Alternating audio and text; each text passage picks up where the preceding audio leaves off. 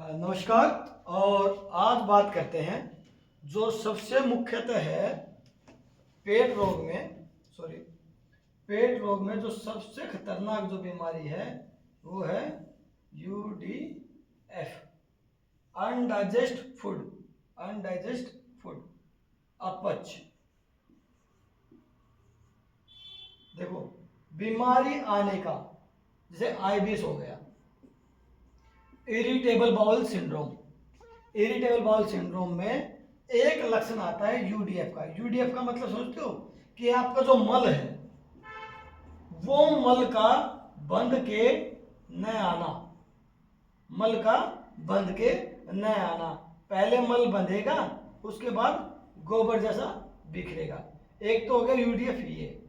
एक UDF हो गया कि लैट्रिन आई टुकड़ों में, पतले पतले पन में, मतलब बंध के ना आना। एक UDF का हिस्सा हो गया ये। एक हो गया कि आपकी लैट्रिन गोबर जैसी हुई, ये भी UDF में आता है।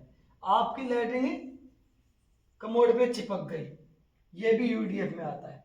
इस तरह की साइड इसको छोड़ के और आपको कुछ भी, जैसे पालक खाई है और कुछ अंश पालक का, प्याज का, कुछ भी सब्जी खाई है उसका दिख रहा हो, भिंडी के बीज दिख रहे हो, ये भी UDF का हिस्सा है। इस तरह से जितने भी मल की वैरायटी है उसको बोला गया UDF, अनडाइजेस्ट फूड, मतलब कि अपच, मतलब कि पाचन का अधूरा रहना। अपच का मतलब पाचन का अधूरा रहना। अब अपच ये है, अब अपच के कारण क्या क्या होगा। एक तो आपका जो मल है वो बंध के नहीं आएगा, तो आपको सीधी सीधी बात है, पहले तो सबसे पहले क्या होगी, वीकनेस आएगी। क्या आएगी? वीकनेस आएगी। दूसरे नंबर पे आपके शरीर के अंदर कोई भी न्यूट्रिशन नहीं बनेगा, ठीक है। नंबर 3, आपका वेट लॉस होगा।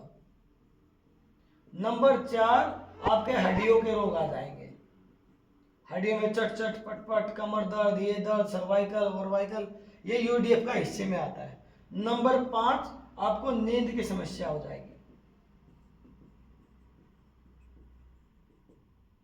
नंबर 6, आपके अंदर कैल्शियम की कमी हो जाएगी।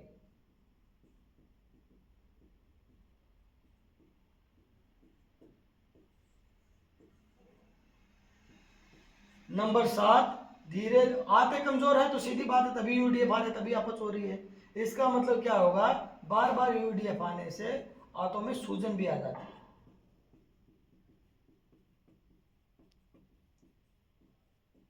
अभी एक UDF से इतने सारे लक्षण पैदा हो जाते हैं।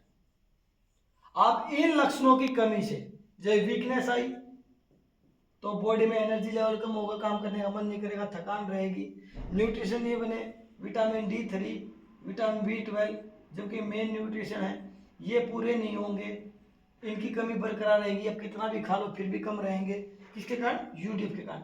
वेट लॉस होगा। वेट लॉस क्या होगा कि जो बॉडी को चाहिए वो हमें मिलेगा नहीं न्यूट्रिशन से, तो बॉडी में से जो चीज़ शरीर को चाहिए वो बॉडी में से लेना शुरू कर देगी, इसलिए वेट लॉस हो जाएगा। हड्डियों में से कैल्शियम की कमी है तो हड्डियों में से चीज़ें वो हो जाएंगी, सोखना शुरू करें, ऑब्जर्वेशन हो जाएगी, तो हड्डियों की भी जान खत्म हो जाएगी, खोखलापन आ जाएगा। सेरोटोनिन अच्छे से नहीं बनेगा अपच के कारण, तो नींद की समस्या हो जाएगी। कैल्शियम की कमी हो जाएगी, 125 DCC केमिकल नहीं बनेगा तो कैल्शियम की कमी हो जाएगी। UDF आने से हाथ तो कमजोर है, तो UDF आता है और काम करेंगे तो हाथों में सूजन आ जाएगी। इस तरह से एक UDF के इतने सारे लक्षण होते हैं और इतने सारे लक्षणों की इतनी सारी बीमारियां। तो UDF मुझे लग रहा है सबसे बड़ा लक्षण है IBS का। UDF कॉन्स्टिपेशन में भी हो सकता है, जिनको कॉन्स्टिपेशन होता है उनका मल जितना भी आता है वो बंध के नहीं आ रहा होगा, तो वो भी UDF होता है। UDF लूज मोशन में भी होता है। और तीसरी प्रक्रिया खुद UDF है ही। तो तीनों प्रक्रिया में UDF आ सकता है। तो आपको ये ध्यान रखना है कि आपको UDF है तो सबसे जरूरी है UDF का इलाज कराना, क्योंकि जब तक UDF आ रहा है ना तो आपके शरीर के अंदर न्यूट्रिशन बनेगी, ना एनर्जी आएगी, ना मतलब कुछ भी आपको डाइजेस्ट होने में दिक्कत आएगी। अपच सबसे मुख्य जड़ है IBS की, तो अपच खत्म करो, सबसे पहले काम करना है। अपच यूडीएफ के साथ प्लस में म्यूकस आने लग जाए तो फिर तो ये समझ लो हमारे शरीर के अंदर कुछ बचा ही नहीं। म्यूकस तो हमारे शरीर की जान ही है, बनी हुई चीज को भी निकाल देगा। एक तो यूडीएफ से चीज बन नहीं रही, मिल नहीं रही, ऊपर से जो बनी है वो म्यूकस के द्वारा निकल जाएगी, फिर तो बचा ही क्या, जीरो पर आ जीरो। यूडीएफ से जीरो है, कम से कम म्यूकस नहीं आ रहा तो कुछ तो मिला, 50% तो मिला, जो है वो तो है शरीर के अंदर। अब यूडीएफ के साथ म्यूकस भी आ रहा तो कुछ बचा ही नहीं शरीर में, इसका मतलब खत्म, और भी जल्दी वेट लॉस होगा, और भी जल्दी आपकी बॉडी खत्म हो जाएगी। तो सबसे इंपॉर्टेंट है आपने आपको डायग्नोस करना सीखो।